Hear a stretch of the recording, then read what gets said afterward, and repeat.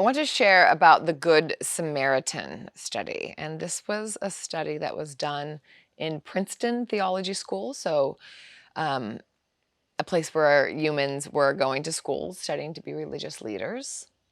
And the study was performed on this big class of folks that they were told that half of them needed to go and they needed to apply for some job.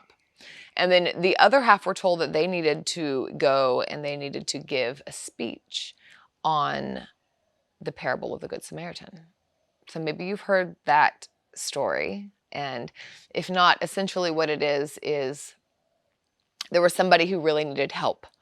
And all of these holy people were walking by. And it was somebody who was considered the enemy, the Samaritan, the Good Samaritan, that stopped and helped. So that's the story.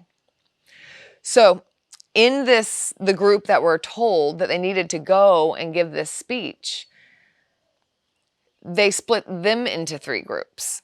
And they said to part of them, a third of them, that take your time, there's no rush, just get over there when you get there and you'll give your speech. And they told another group, it's like, okay, you have enough time to get over there, but don't dilly-daddle.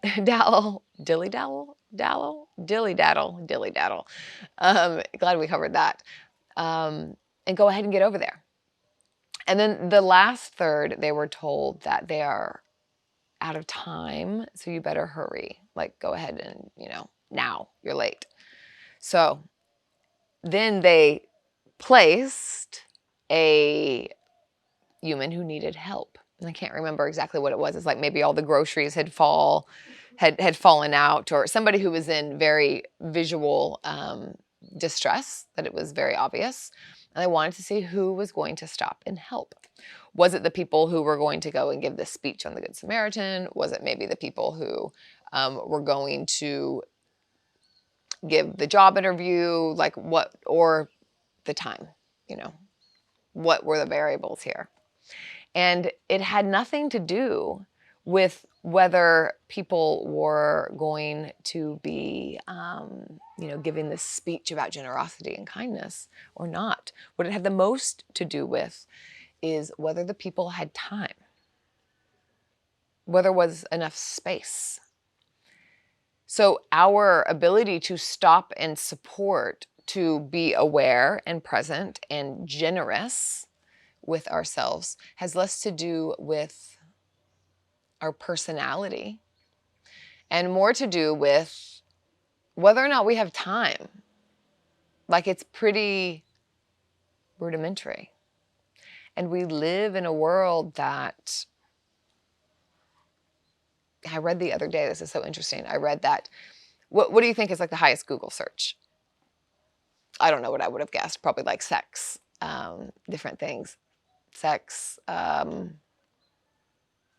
don't know what else I would have guessed.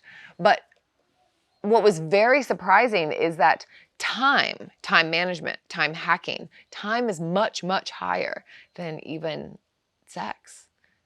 That we are out of time and we are actively struggling and actively seeking ways to, gather our time. So what does that say for our ability to be generous with one another, our ability to see distress and to support, much less all of the other reasons why being present and being available for our life is important. So if first we need to learn how to rest. Now, I am no one to be preaching on this. I am quite buzzy. I am go, go, go. And I've only recently, really in the last year, been consciously trying to rest and to slow myself and really noticing what I'm missing, because there's so much that I don't want to miss, but I know that if I don't, really dig my heels in the sand and find ways to stop and to pause, that I will get swept up in productivity, in doing, in planning, in excitement, in the regular go, go, go, let's keep moving culture of life. I'm definitely prone to that. So to see the gift in presence, to really remind myself that, one, You know, our attention is a form of devotion. Mary Oliver said that. Our attention is a form of devotion, because what we pay attention to really is what our life is. Life is all the things. So many, so many things are happening all at the same time. 10,000 joys, 10,000 sorrows. But what are we giving our attention to? That's really what shapes our reality. And then that begs the question, what are you giving your attention to? What takes up your mental space? What clouds your mind? When your mind wanders, where does it wander to? Where does it go? What are the proclivities of your mind? Future thinking, rumination, planning, worry, so many different ways. And whatever we do, what we focus on, becomes the inclination of the mind, meaning that we carve these grooves and then it becomes a pattern. And we just do the thing we always do. So, first, the ability to pause, which is just like a sacred pause in all the different things. The ability to pause and to be present is so powerful. And that's really what we're working on with our yoga practice, with our meditation practice, to pause and to be present with ourselves and the life that we are living as it is, beyond the filters of our mind. Not an easy task.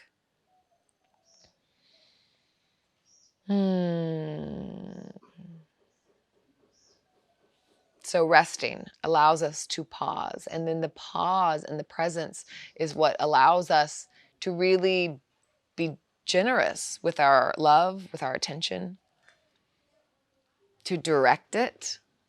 It's also a place where then gratitude can live. Wow. Look around. I've been recently bird watching, which is so random. And I just never noticed them before.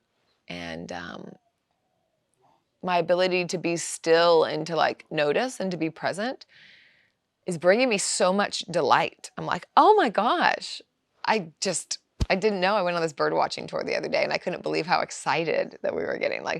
I'm like, I didn't know there's gonna be so much adrenaline involved. But to just be present with it. And of course, they've always been there. It's like, how many other things are happening that I'm not noticing? A zillion. So much. And of course, we have to choose, what's important to us. And really, then it goes back to what's our values? What is important? This beautiful quote from David White about rest. To rest is not self-indulgent. To rest is to prepare to give the best of ourselves. And perhaps most important, arrive at a place where we are able to understand what we have already been given. So really speaking to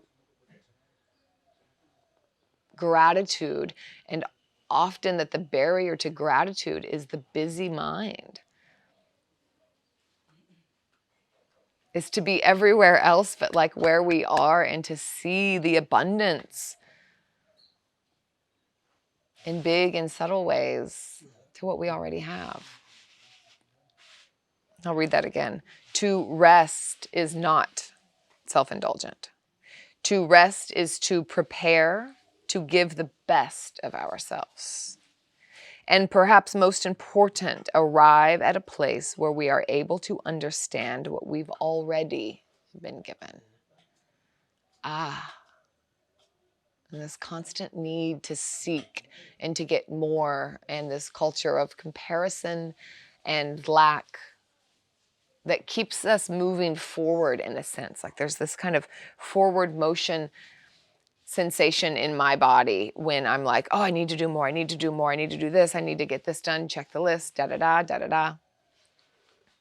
When we can lean back and realize it's already here.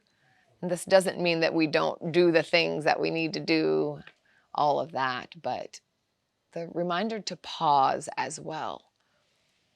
And what's really important, to zoom out the big scheme of things, all the little things that we worry about. It's not easy, but it's a really good reminder to, to kind of bounce that off a bigger perspective, the little worries off a bigger perspective. So I hope that, something in there resonated. I hope that you take some time to slow down and to find sweet little moments in your day. There's actually something called glimmers. That's a really good practice here. So maybe I'll leave you with this. So glimmers are little things in the day, little things, they're everywhere all the time. Like I see a little cricket, a sweet little cricket over here. And these beautiful marigolds that are everywhere in Bali. I like to look at little ants sometimes, like carrying something that's like 10 times their body weight. But I mean, they're really everywhere. Just sweet little things, like a dew on a flower. But they're reminders to us to like orient ourselves in life of like, oh, all of this is happening here. And the smaller and more nuance that we can get, the more that muscle like flexes for us, like, more our ability to notice the sweetness. And this really is helpful, especially when on hard days, on the challenging days, because it's happening at the same time. It's both and. Life is challenging, frustrating, and that's not all that's happening. There's also a lot of sweetness happening. So these little glimmers help us, a glimmer practice, help us practice that. And when we can actively look for them, but as we actively look for them, we set a pattern so that then we naturally begin to see them. There's something called the negativity bias that we already have ingrained in us. It sounds great. Yay. Woo. But it's a survival mechanism. And your ancestors, my ancestors, were evidently very good at surviving. And one thing that helped them was the negativity bias, is that they see threat. They remember things that could cause a challenge, that could cause problems. So a little bit of, healthy paranoia. But in today's world, rather than finding like a poison berry and really remembering where that berry is, we take every little slight towards us and we really like integrate it, not in a good way. Like imagine that you got, 20 excellent reviews on whatever it is, your project that you created. And then one person was like, it was all right. You're like, like that's what we notice. So this is kind of like the negativity bias in today's world. So something that we can do, Rick Hansen says that like the negative things stick to us like Velcro, where the good things slide off us like Teflon. Like it's easy to have imposter syndrome, but it's harder to remember all the reasons why. We know what we're talking about. We've done this before, da-da-da-da-da. Like that's a little bit harder to absorb. So glimmers is another way to support us to mitigate and to counteract the bias that we already have. Because that's already there. You don't have to worry about remembering the things that feel challenging or painful. But maybe hold the hug a little longer. Actually stop and smell flowers. Things like this. Things like this. In Buddhism, there's dukkha, which means unsatisfactoriness, disease, suffering. It's a spectrum of like acute suffering, mental, physical, or kind of like the Princess and the Pea syndrome, where like something's just not quite right. Coffee's not hot enough, the fan's not blowing on me, or whatever. So dukkha is all of those things. And then the flip is sukha. It's the sweetness, it's the goodness, similar to a glimmer. More in Buddhist psychology, though, sukha is more of an independent happiness. It's not little things necessarily that we see around us, but it's the sweetness, that basic goodness that's underneath conditions, that's independent of things being this way or that. So it's almost like finding this little inner glimmer world inside of us. Sukha dukkha, another way to kind of look at it. Anyway, those are my thoughts for today. Rest. finding places to rest in a world that doesn't want us to. It's an act of rebellion, and I have a deep inner rebel. I'm trying to lean into that. Maybe you will too. Rest and pause allows us to be present with life, with ourselves. And when we have the ability to then be present, that's where our gratitude can bloom. That's where our generosity can live. Gratitude for what we already have, and generosity to give to those around us and to ourselves. I hope something was beneficial in that musing there. And yeah, wishing you rest to see what blooms from that space. Thanks. If you'd like to explore with one of my longer form classes, then I have a free gift for you. Just enter your email in the link above or the description below, and we'll send you one of my classes from CCY Studio. And you'll have more space to explore, as well as longer Shavasanas. So see what you think. I hope you enjoy.